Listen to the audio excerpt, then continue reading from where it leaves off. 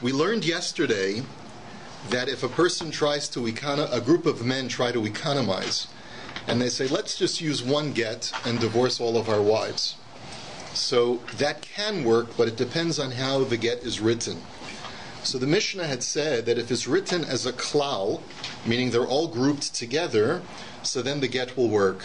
But if they're grouped separately in the get, so then when the Eidim sign on the bottom, you can only assume that they're signing on the last group, on the last couple that's getting divorced. You can't assume that they're signing on all the previous couples.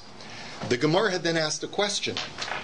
What does it mean consolidated, and what does it mean to be separated in the body of the text? Machlokas Rabbi Yochanan and Reish Lakish. Rabbi Yochanan says, as long as there's one date at the top, and there's a signature of the Eidim on the bottom, and then it just says, Avram divorces Sarah, Yitzchak divorces Rivke, Yaakov divorces Raizel, etc. That's called one grouping, and it'll work. It's only if you divide by putting the date for each couple, that's where we say that it's separate, and therefore the get will only work for the last couple listed. Reish Lakish disagrees. Reish Lakish says, even if you do it that way, it's still only going to work for the last couple. Because if you list each couple separately, Avraham, Sarah, Yitzchak, Rivke, etc., that's considered to be separate paragraphs, separate groupings. You have to actually write it as follows. All the men are divorcing all the women. Avraham, Yitzchak, and Yaakov are divorcing Sarah, Rivke, Raizel, etc. That's the only way that it'll work. Anything less than that is considered to be separate paragraphs, and that it will only work for the last couple listed. That was where we left it off yesterday, and we're on the third line on DAF Pei Zayin Amud Aleph. Maskef la Rabbi Abba la Rabbi Yochanan. So Rabbi Abba asked the following question: La Rabbi Yochanan da'amar zman echad l'kulan. Rabbi Yochanan says, as long as you have one date at the top of the get that covers everyone and everyone, so he says zehu klal. That's considered to be one grouping. So my question is, Lechos dilma ki chasmu sahadi abasrahu dechasimi. Even in that case, why isn't Rabbi Yochanan concerned that perhaps when the witness is signed, they only signed for the last couple? If you're saying that it's okay if it says Avram is divorcing Sarah, Yitzchak is divorcing Rivke, etc., maybe the witnesses are only signing on the last couple listed. Because Milo Tanya, Idim Chasuman al Sheila Shalom Beget Pasal, Chashin and Shem al Sheila Shalom Chasmu. Because after all, we have a brisa that says that if there's even one line of interruption, but with different text from the body of the get and the signatures of the Eidim, that's a problem. So the example that's given in the brisa is that if after the sofer writes the whole get, he says, like, have a nice day, which would be a strange thing, or he says, and I hope everyone's doing well, right? And then the witnesses sign, that invalidates the get. Because maybe the witnesses are signing on the line, have a nice day, and they're not signing on the actual divorce. So why isn't that the situation here as well? Maybe the witnesses only mean to sign on the last couple. So the Gemara says, but yeah, what la vitmar Allah amar Rabbi Avahu lididi mefarsheli minei de Rabbi Yochanan sha'alo pasol v'sha'alo kasher hachanami dichsiv be ploni uploni uploni. So the Gemara's answer is, the only time that you have to worry when the guy writes have a nice day at the end of the get, that it's only going on that last line, the signature is only going on that last line, is if he wrote have a nice day. But what if he wrote and have a nice day? If he writes and have a nice day, that's clearly a continuation, and then the get will be kosher. Well, if that's the case, so then the same thing will be true over here. Avraham is divorcing Sarah, and Yitzchak is divorcing Rivka, and Yaakov is divorcing Raizel. Because you have that conjunction and continuing all of the couples, that's a sufficient indication for Rabbi Yochanan that it's all one grouping and the witnesses are signing for all of them. Visula Rabbi Yochanan. But let me ask you another question. According to Rabbi Yochanan, Damar Zman l'chol echad zehu tofes.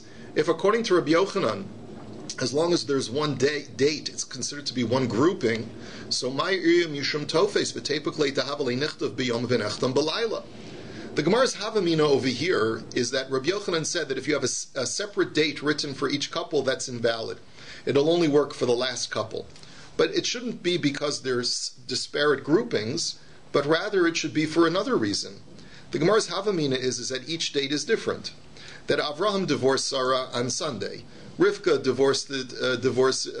Yitzchak divorces Rivka on Monday. Yaakov divorces Rachel on Tuesday. Well, that's a problem, because if witnesses sign on a day that's different from the day that the get was written, that's an invalid get. So that should be the reason why it only works for the last couple. Not having to do with the fact that it's separate groupings, but rather that it's from a different time. The Gemara says, Amar le Mark Shisha Berei de Rav Chistel Rav Ashi Hachi Amrina Mishmei de Rav Yochanan Dichsiv Behu Bechad B'Shaba Bechad B'Shaba. He says, no, your assumption was wrong. It's not that it's puzzle when it's written a different date for each couple, even if the same date is written for each couple. Rabbi Yochanan said it's puzzle. If it says on Sunday Avram divorces Sarah, and on Sunday Yitzchak divorces Rivke, and on Sunday Yaakov divorces Rachel, that too is puzzle according to Rabbi Yochanan, because inserting a separate date for each one already separates the different couples from each other. Amalei Ravina l'Ravashi l'Reish Lakish. Now let's go to Reish Lakish. He said that even if you put one date for all of them, then so that's considered to be a separation. That breaks up the groups into separate groups. So elahechi dami klal. So according to Reish Lakish, so then what is considered? How do you group them all together? Dichsiv bei hachi. You have to write as follows: Anu ploni uploni gerashin neshosenu plonis uplonis. That we, Avram, Yitzchak, and Yaakov, are divorcing our wives, Sarah, Rivka, and Rachel. But the Gemara says, but that creates a different problem, because nimtzu shtei nashim iskarshus beget echad, v'hatorah amra v'chasav la, v'lo la v'lachaverta. The Gemara says, by putting them all in one group, all the women in one group, you're in violation of the biblical command that you have to write a get for her. That's what the Torah says. V'chasav la sefer krisus. La v'lo la v'lachaverta. You can only write a get for one woman. You can't write a get for multiple women. And here, it has the appearance, at least, as multiple women are being divorced in the same fell swoop, even though it's multiple men. But nevertheless, by grouping all the women together, you're in violation of this biblical requirement that each woman be separated out separately in the get. So why granted, the Eidim are signing on all of the women, but isn't there a chisaron in the get, because now it's multiple women being divorced by the same activation of the get? So the Gemara answers, here's how we solve that problem. Dahadar kasav ploni giresh plonis uploni giresh plonis. For Reish Lakish, you have to have two sections of the get. The first section is where you group them all together. We, Avram, Yitzchak, and Yaakov, are hereby divorcing Sarah, Rivke, and Rachel. Then the next part of the get says, Avram is divorcing Sarah, Yitzchak is divorcing Rivka, and Yaakov is divorcing Rachel. And the reason why you need to do that is to obviate the problem that we just mentioned, that you can't divorce multiple women with one fell swoop in the get. So by separating out the couples after the general statement, you solve that problem. So Amalei Ravina l'Ravashi u'mayshna mehadetanya hakosef kol nechasav l'shnei avadav kanu u'meshachrin zeh. So Ravina says to Ravashi, I don't understand why that should be necessary. We know that you can free multiple slaves with the same writ. And how do we know that? Because there's a case that's brought down in the Brisa that if a man owns two slaves, and he wishes to divest all of his assets, and he says to his slaves, with this writ, I hereby divest all of my assets and give them to my two slaves. So concomitant with them acquiring all of the assets, they acquire themselves as well. But here's the thing, because each one acquires 50% of the estate, slave one acquires 50% of himself, and the other guy owns 50% of him, and slave 2 owns 50% of himself and 50% of the other slave, of slave 1. So what they have to do is, after they've acquired each one 50% of the estate, they then have to free each other's half. But the point is that a half of them is freed simultaneously in the same writ. So if it works by shichrur or avadim, if it works by freeing slaves, why shouldn't it work in a get? Where do you get this? Don't you see from here that you are able to divorce women wholesale in the way that we're describing? But the Gemara says no. V'lavu kimna b'shnei shtaros. But that case is not where the slave owner used only one shtar. He used two separate shtaros, and he gave it to them simultaneously. He gave the two shtaros to the two avadim simultaneously, such that each one acquired 50% of the estate. But there the Brisa says we do require that there are two separate writs.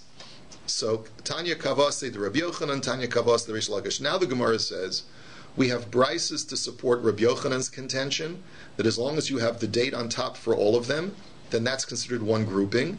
And we have a Brisa that goes according to Rish Lakish that no, you need more than that to group them together. You need to put all the men together and then all the women together.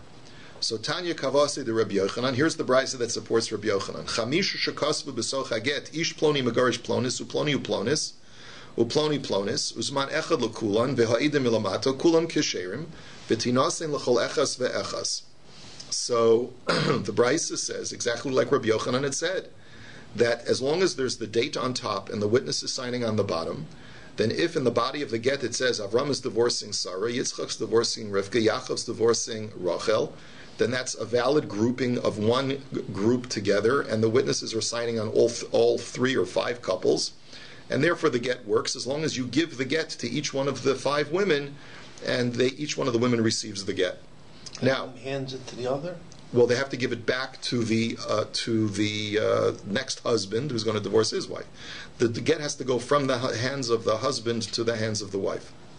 Now, Zaman l'chol echad ve'echad ve'ha'idim ilamata es shaha'idim nikraim imo kasher.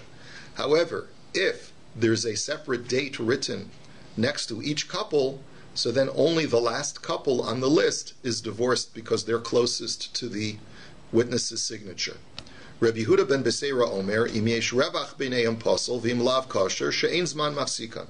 And here is a new opinion that we haven't seen yet, which is Rabbi Yehuda ben Beseira, who's a Tana, and he argues with the whole premise. He says, no, even in that case where the date is written next to each couple, it's still called one grouping, and the only time it's considered separate groupings is when there's a blank space between the lines of each couple.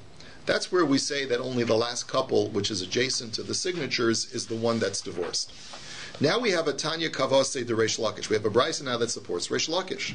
Chamisha shekasvu klal b'soch haget anu ploni uploni gerashnu neshosenu plonis uplonis ploni giresh plonis uploni giresh plonis uzman echad lekulan v'ha'idim ilamata kulan kesherim v'tinasin l'chol echas ve'echas. So the Brisa says exactly like we had explained Reish Lakish, that you have 2 sections in the get.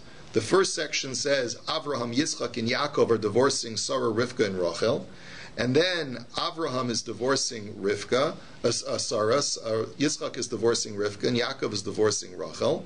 So then, as long as you have one date on top and the signatures on the bottom, then everyone is divorced as long as you give the get to each separate woman. But Zman l'chol echad ve'echad v'revach l'chol echad ve'echad v'ha'idim l'mata es shaha'idim nikraim imo kasher. If, however, there's a blank space in between each couple that is listed, so then only the last couple is considered divorced. Rabbi Meir Omer afal pi she'ein revach b'neihem pasol shazman mafsikan. And Rabbi Meir says no, even if there's no space between the couples in the body of the get, only the last couple will be divorced, because since you wrote the date next to each one, the date itself is considered to be separating them. So the Gemara's question is, now that we've learned this Brises, v'reish lakish ma'ir yizman l'chol echad ve'echad ha'amar zman echad l'kula nami toifes havi. He says, why does Reish Lakish say that if you have a date written next to each couple's name, that invalidates the get?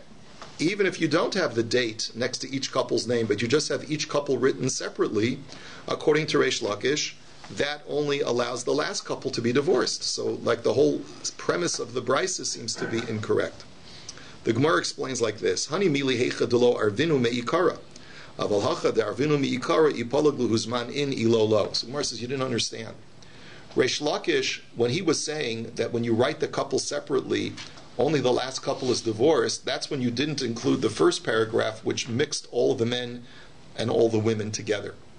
But if you wrote the first paragraph, which mixes all the men, Avram, Yitzchak, and Yaakov are divorcing Sarah, Rivke, and Rachel, So then, the fact that you've combined everyone in one conglomerate paragraph makes the get valid for all of them. But then we said that you have to break out every single couple so that you don't have the problem of a wholesale get. So you have to then say, Avram divorces Sarah, Yitzchak divorces Rivke, Yaakov divorces Rachel. And on that, the Brisa says that if, in that second paragraph, you put a separate date next to each couple, even Reish Lakish will agree that that's the part that invalidates the get, even though you had conglomerated them in the first paragraph. But if you separate them so much in the second paragraph that you put a date next to each one, that will also invalidate the get. Okay? Besides the wholesale problem that we have here, isn't it also a problem if Avram's married to Sarah and Rivka?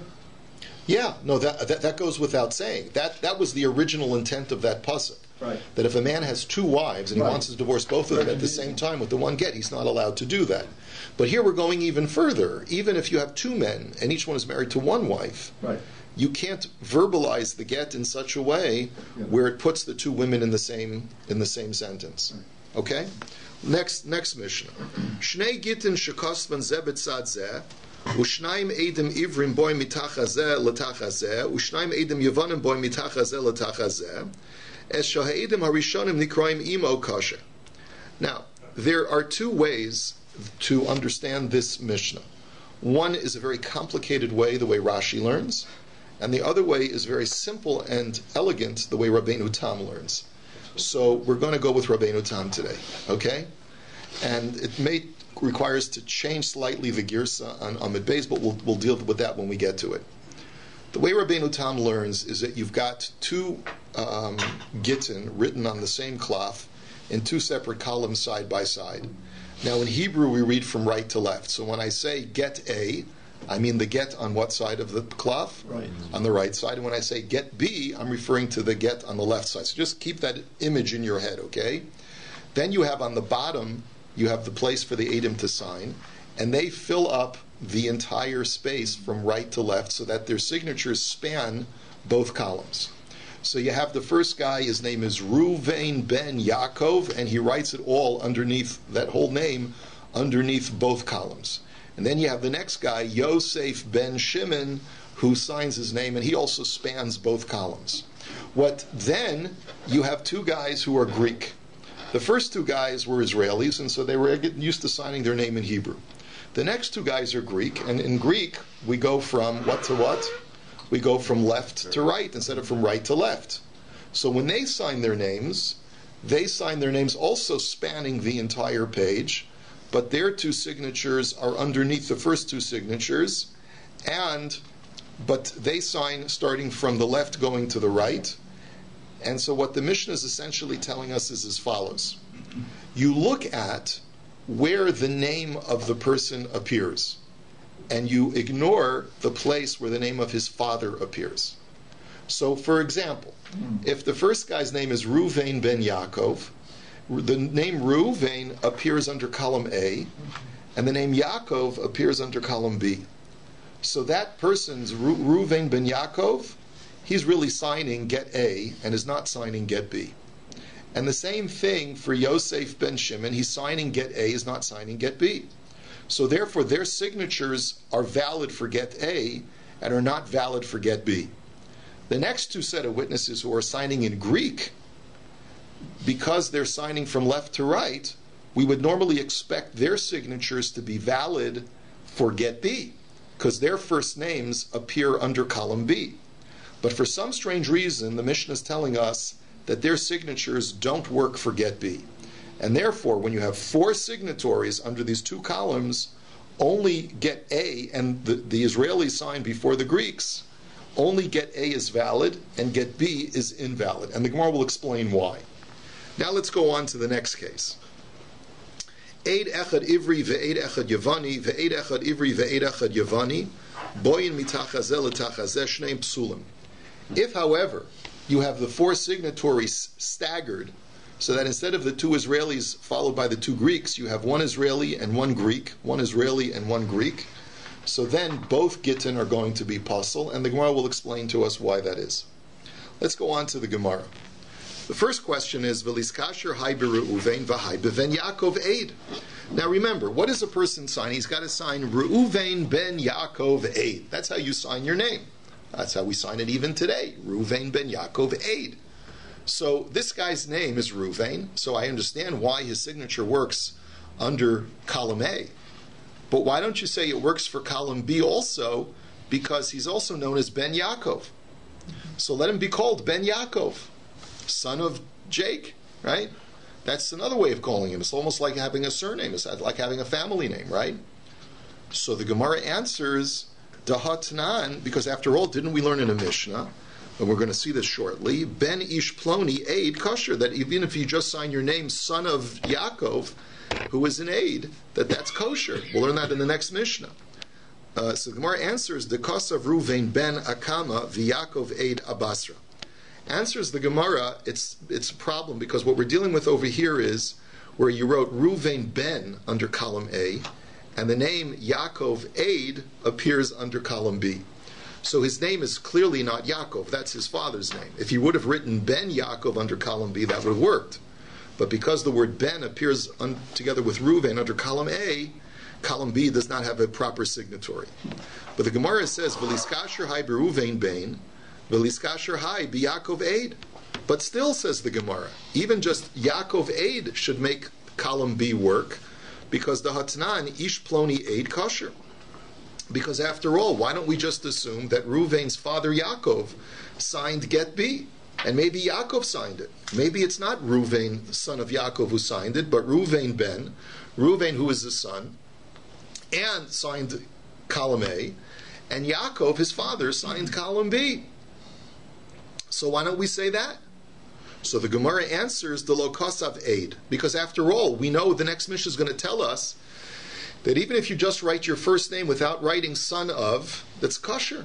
So the Gemara's answer is, because we're going to learn in the next Mishnah that if you're just going to use your first name without saying son of Sam, then the halacha is that you have to write the word Eid. You have to say Yaakov Eid.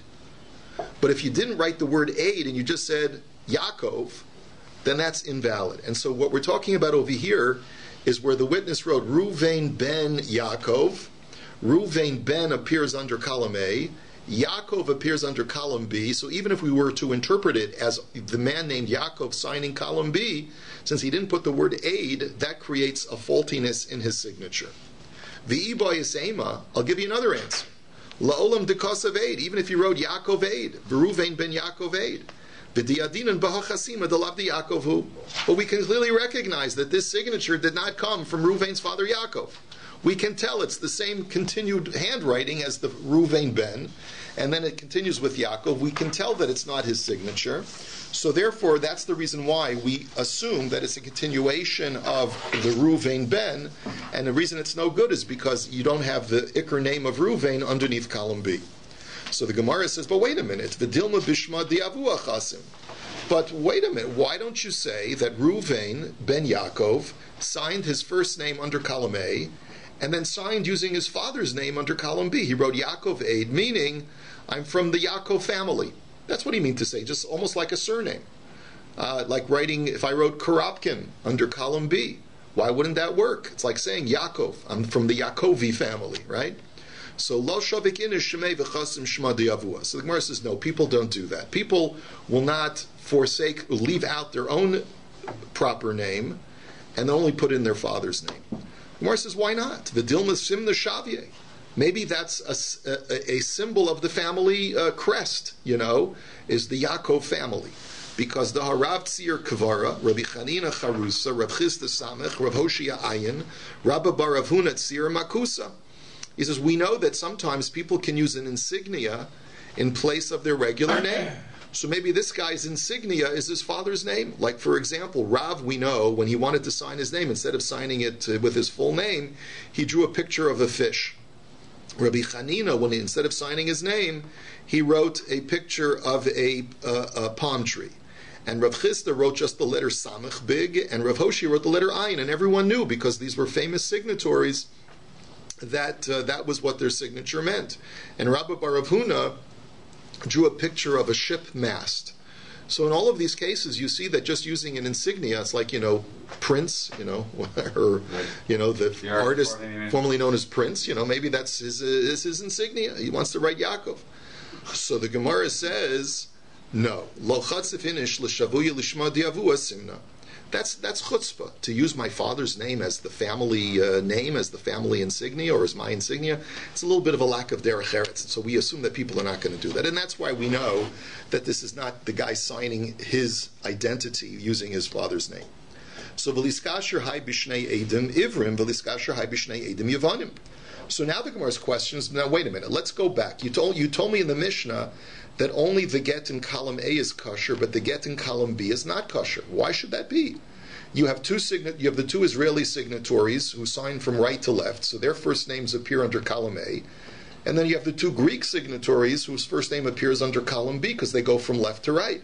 So why don't their signatures work for get B? Because after all, Ditnan get shekosva ivris ve'edav yavanis ve'edav ivris kosher.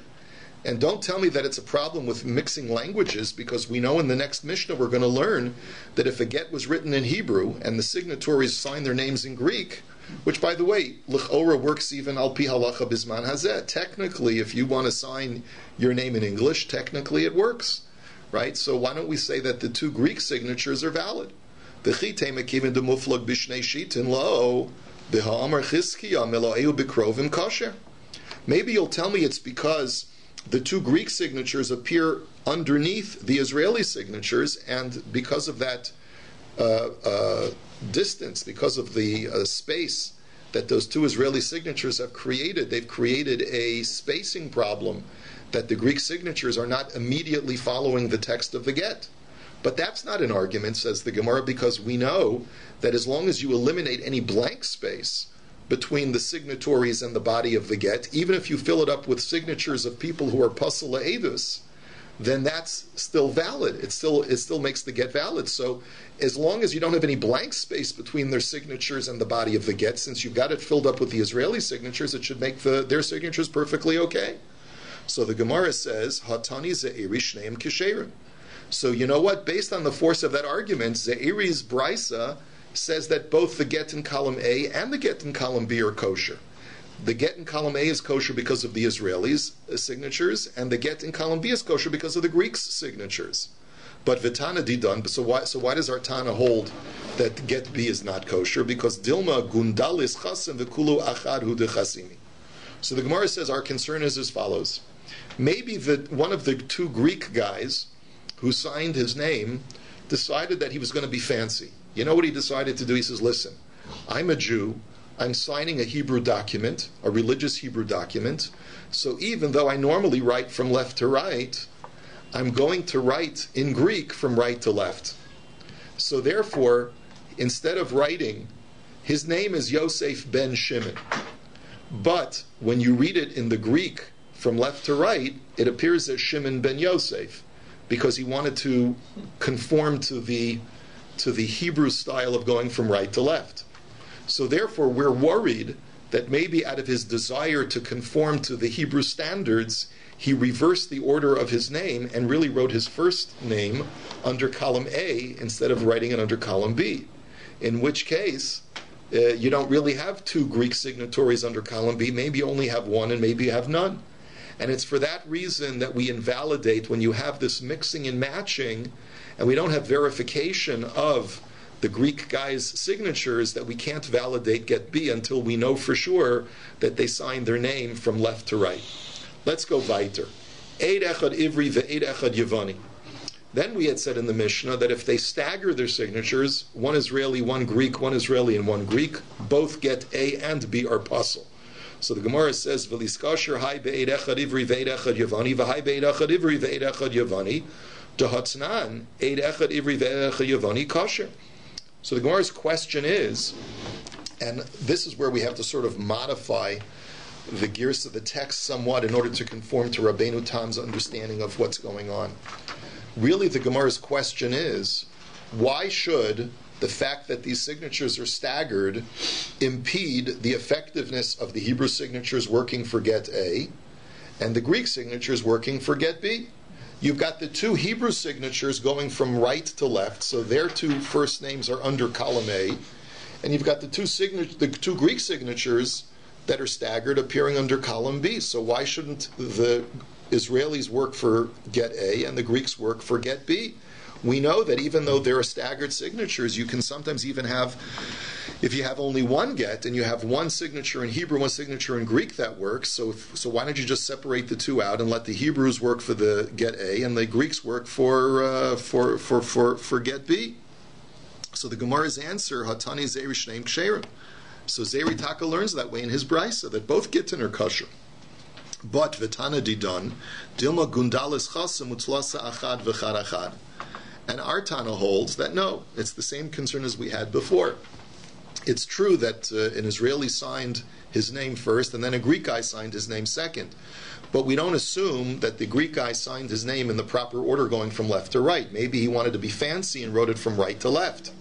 And therefore, perhaps you've got three signatories under column A and only one signatory under column B, and that's why we or vice versa. Maybe for some strange reason, when one of the Israelis saw that the two Greek guys were signing, maybe he decided, you know what, I'll conform to their standard and I'll write my name from left to right. And so therefore, we're not really sure where the first names are, what the first names are and what the last names are. We're not sure whose first name is under column A, whose first name is under column B, and therefore, misafek, we have to invalidate both gittin. Let's go on to the next mission. Shir mixas haget, the kosvu b'daf hasheni, v'ha'eda milamata kosher. Now, here's an interesting scenario. You've got a piece of parchment, and you start writing the get down the right side in one column, and you run out of space before you get to the bottom. So you continue writing in column B, where there's still blank space in the left side of the cloth. As long as the Edom sign the bottom of column B, that's a kosher get. It's a get in two columns, but it's a kosher get. Now, chasmu Edom barosh hadaf omin hatzaro me'acharov beget pashut pasel. Now, if the signatories, if the Edom sign anywhere except the bottom of the get, on the front of the get, it's puzzle. So if they sign the top of the get, if they sign the side of the get, if they sign the back side of the parchment, and it's not a get mekushar, because by a get mekushar, remember we had learned that they do sign the back of the get, but here it's a regular get. If they sign it anywhere else other than the bottom of the front of the get, below the text, so then it's puzzle. Heikif rosho shalzeh b'tzad rosho shalzeh v'ha'idim be'emsa shneim pesulim. Now look at the following illustration. A guy decides he's going to be fancy, so he's got, the pages of my Gemara represent a big piece of parchment, right? But here's what he does. He says, you know what? I'm going to divide a line down the middle of this piece of parchment, and I'm going to start writing get A over here. Line 1, line 2, line 3, line 4. Then he says, I got all this space up here. Turn it upside down and write a second get. Line 1, line 2, line 3, line 4. And then the Edom sign in the middle, between the two gittin. So says the Mishnah, that's totally puzzle. Both gittin are puzzle. Why? Because the Edom cannot sign at the top of the text. They can only sign at the bottom of the text. And since you're starting from inwards, going outwards, the top of the text is here, and the Edom are signing both gittin on top of the text. So that's why it's not going to work for either one. However, let's look at the opposite case. Sofo shelzeh b'tzad sofo shelzeh v'ha'edom be'emtza es sheha'edom nikran imo kosher. Let's say a guy, the fancy sofer, says, you know what? I'm going to write two gittin on one piece of cloth, but I'm going to do it this way. I'll turn the cloth this way. Line 1, line 2, line 3, line 4. Turn it upside down. Line 1, line 2, line 3, line 4. Then he gets the Edom and has them sign in the middle. Now, technically, you've got the Edom at the bottom of the text. But the Mishnah says only one of those gittin is kosher. Which one? Upside down. Because it's the signatures are upside down for one of the gittin. So for whichever one the signatures are right side up, the same direction as the text, that one's kosher.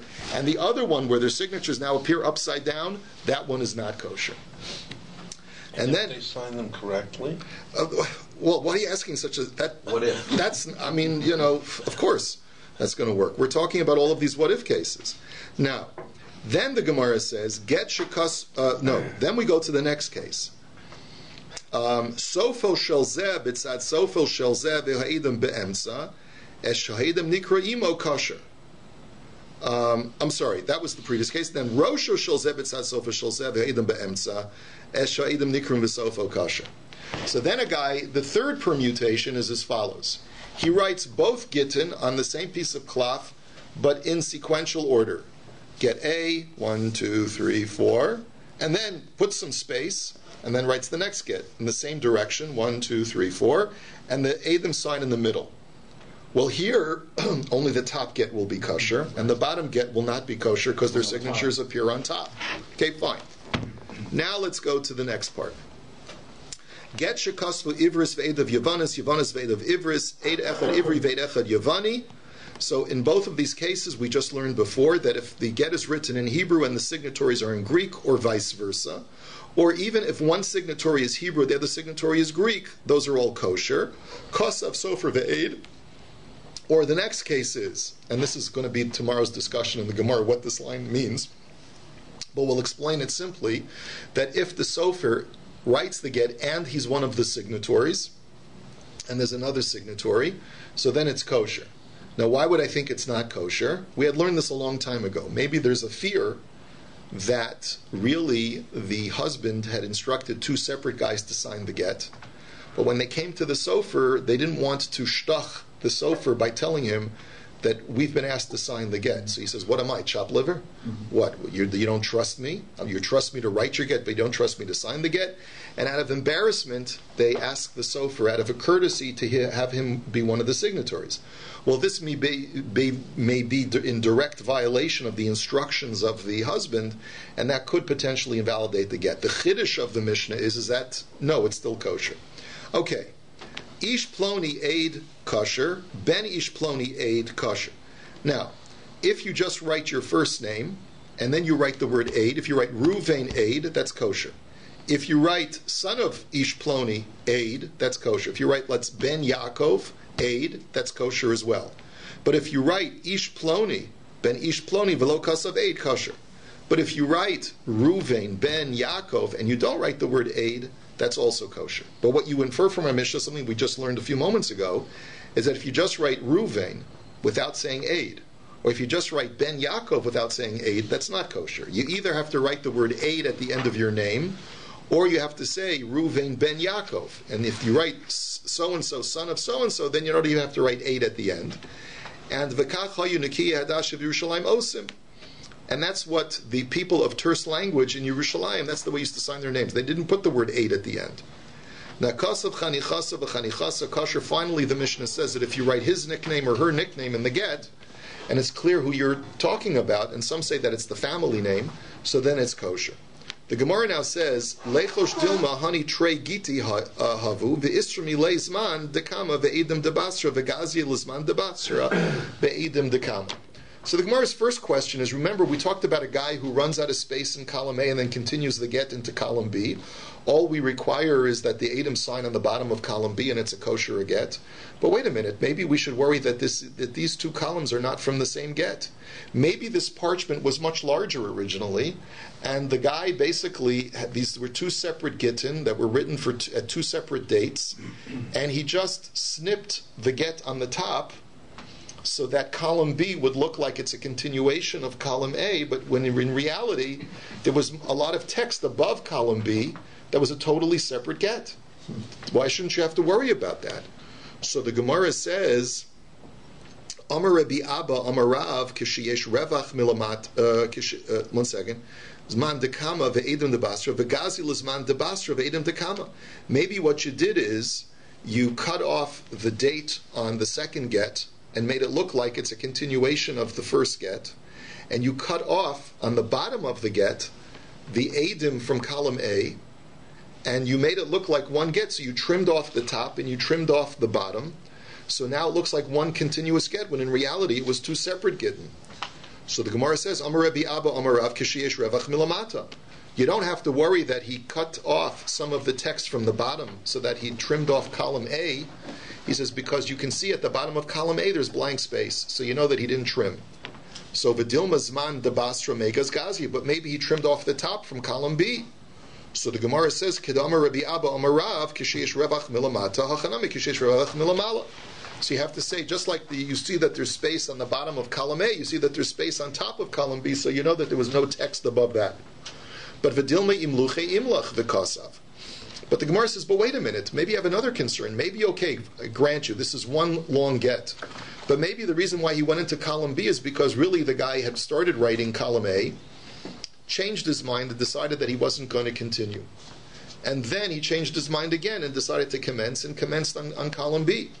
And we know that once you decide that you're going to discard the beginning of the text, you're not allowed to commence writing it. It becomes bottle. You have to start all over again. So the Gemara says, "Dekasav harei at milamata umuteres milamala." The answer is because look, what the guy wrote, continued writing in mid-sentence in column B.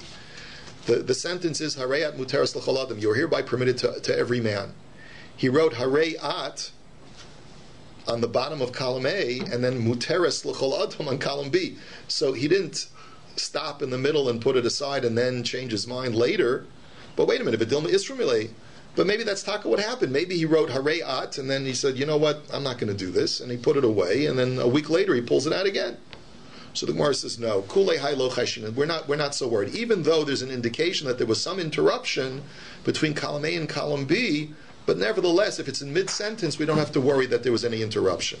And Rav Ashi says, I have a different answer as to how you know that this is one continuous get, and that there was no cutting off of the top of the parchment and the bottom of the parchment. You know how I know that? He says, because the Adia Bay mitachta de Megilta. He says, because you can tell that where the markings of the stretching of the parchment were. Now what that means is that in every parchment, what they would do in order to prepare it for writing is that they would stretch it out on some kind of apparatus. And that apparatus, whether it was made out of stone or made out of some other material that would stretch the parchment, the edges would have a residue, a darkened residue from that machinery or from that apparatus that was there to stretch it out, or the rocks that were used to stretch it out. And so when you look at this parchment, you can see the stretch marks and the residue of where the get was being stretched. And that's how you know that it was not clipped.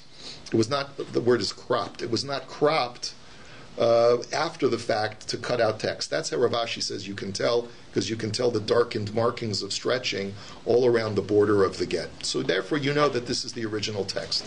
Have a wonderful day.